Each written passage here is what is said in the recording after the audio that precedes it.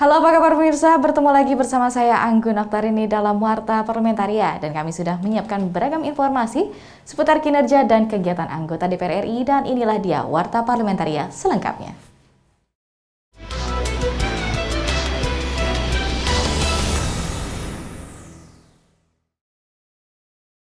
Terkait adanya nama calon anggota BPK Republik Indonesia yang ramai disorot bakal mengikuti uji kelayakan di Komisi 11 DPR RI, pimpinan DPR RI menyebut semua bergantung pada hasil uji kelayakan dan kepatutan.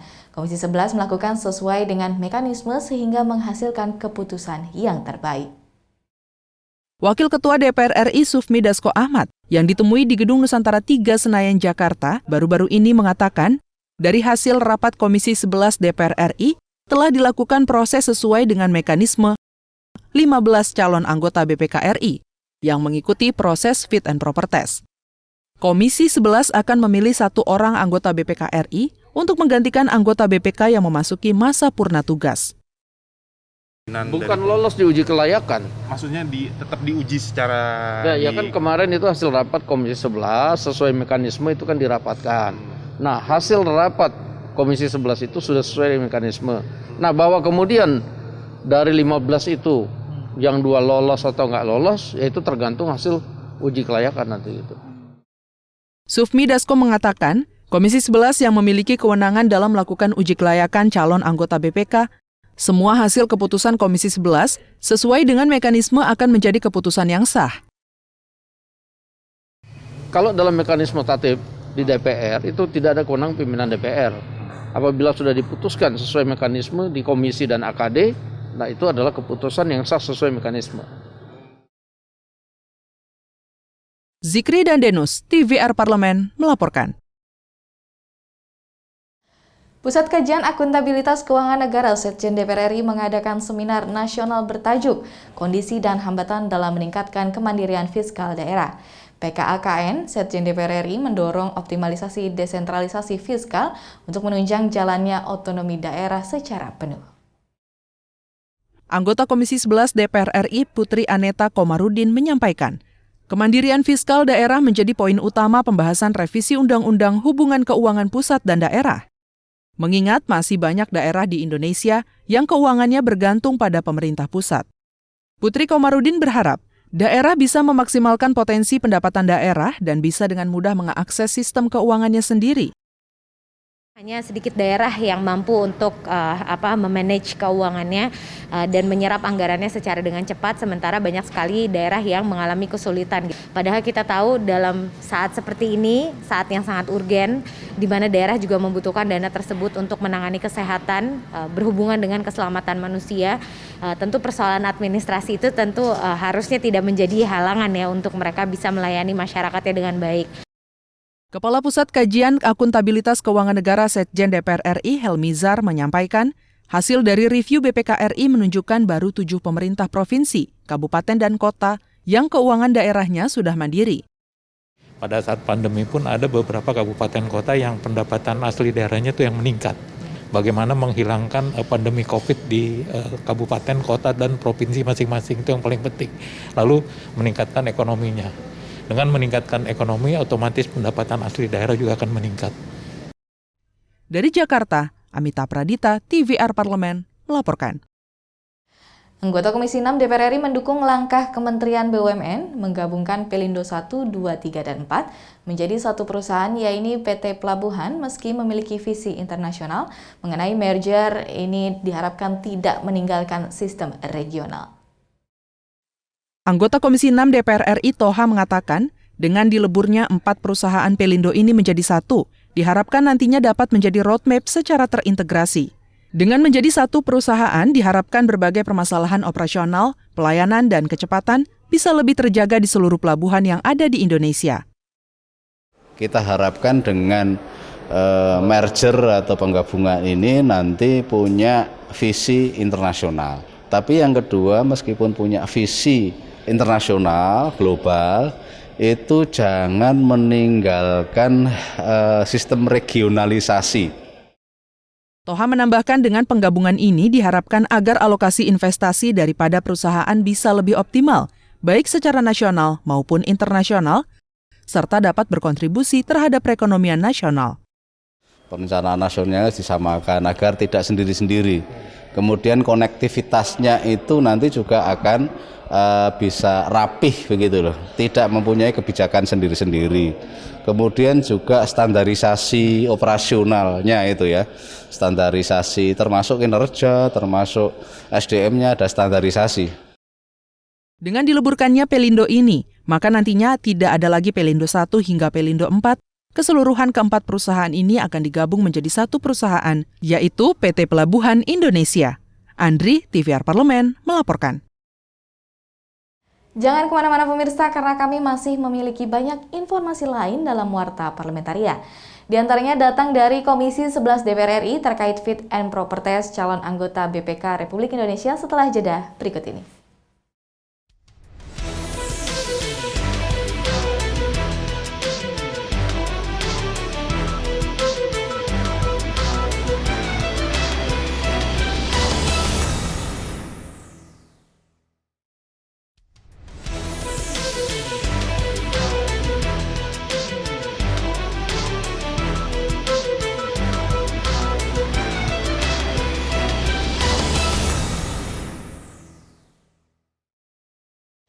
Komisi 11 DPR RI meminta BPK RI menindaklanjuti banyaknya temuan yang berpotensi merugikan keuangan negara.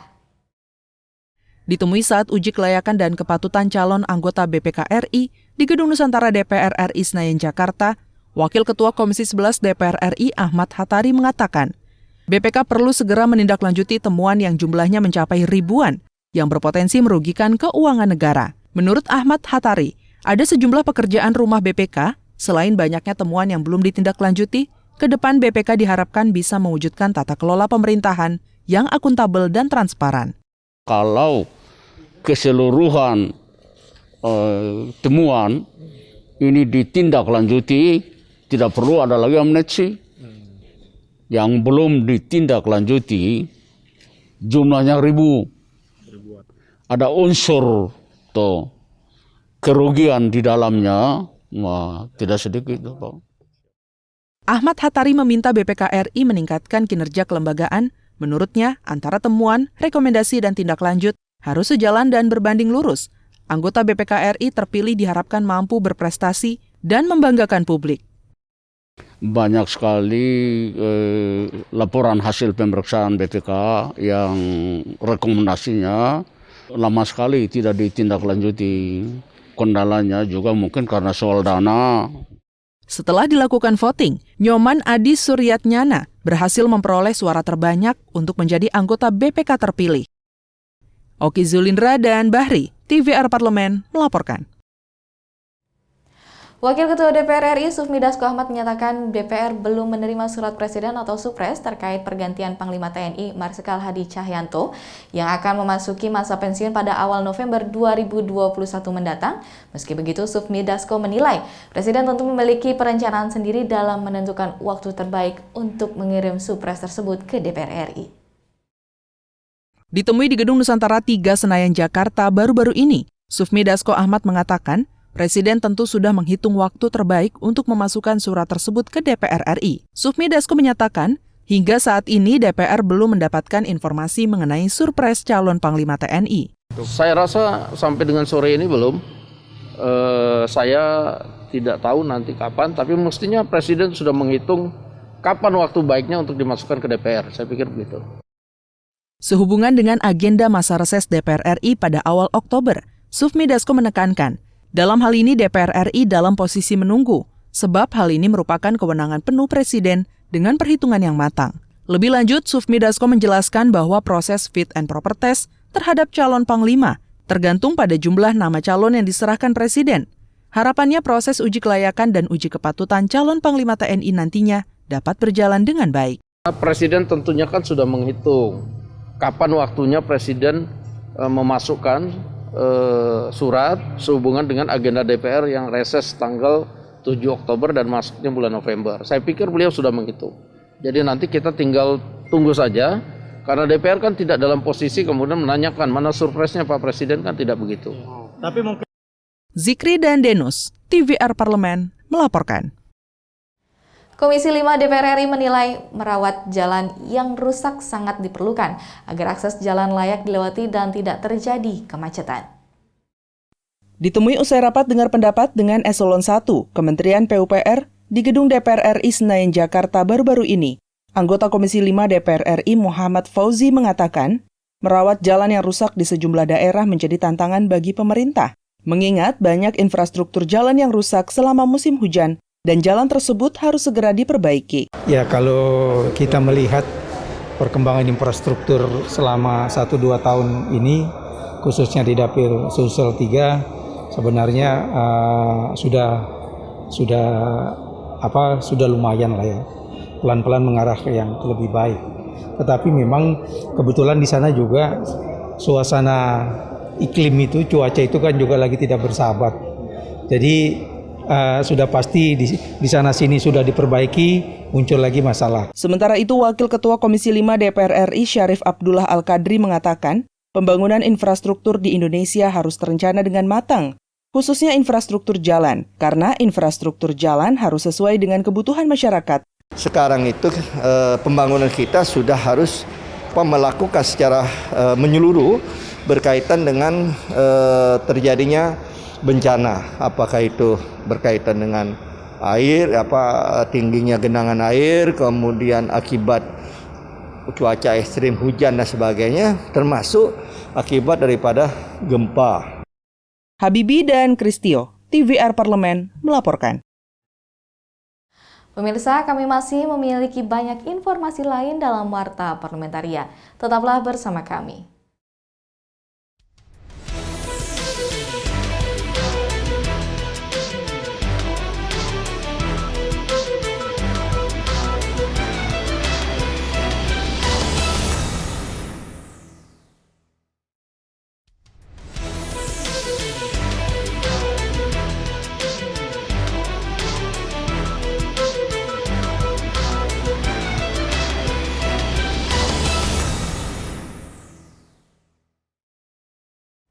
Komisi 1 DPR RI ingin Indonesia mendorong Afghanistan pasca dikuasai Taliban agar lebih mengedepankan kebinekaan dan menggalang perdamaian.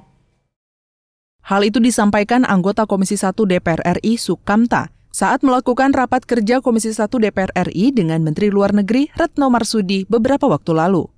Sukamta menuturkan, dalam pemaparannya, Menteri Luar Negeri secara tegas mengatakan bahwa Taliban sangat berbeda dengan ISIS dan Al-Qaeda, sehingga perlu dilakukan upaya mendorong Taliban agar bersikap inklusif dan tidak mengakomodir gerakan terorisme. Sukamta menambahkan, pengakuan Indonesia terhadap Taliban mungkin terjadi jika Taliban bisa merealisasikan janji-janjinya, yaitu membentuk pemerintahan yang inklusif. Oleh karena itu, Indonesia masih harus menunggu perkembangan implementasinya.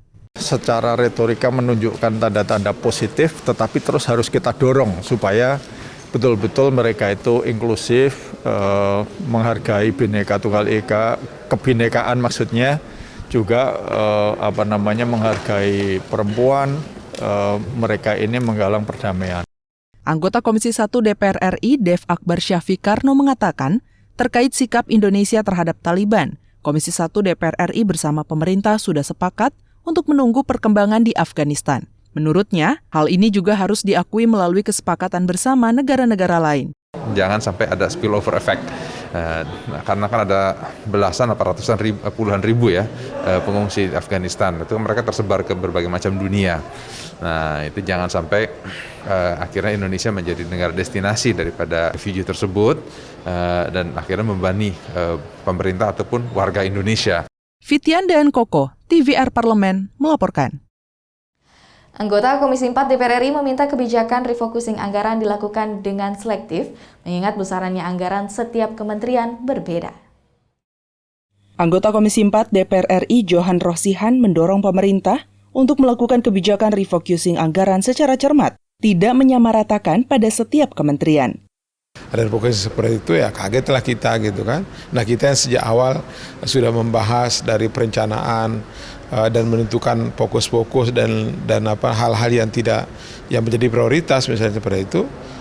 Ketika kena refocusing seperti ini, akhirnya kan pada kaget semua gitu. Nah, karenanya ya mari saling kita menghargai antar lembaga negara misalnya gitu. Eksekutif punya hak untuk mengajukan, Nah itu tentu kami di legislatif juga punya hak untuk melakukan pengawasan, melakukan pembahasan, sehingga tidak sepihak kita dalam menentukan kebijakan seperti ini. Sementara itu, anggota Komisi 4 DPR RI lainnya, Sulaiman El Hamzah menyayangkan kebijakan refocusing anggaran Kementerian Kelautan dan Perikanan tanpa adanya koordinasi dengan DPR.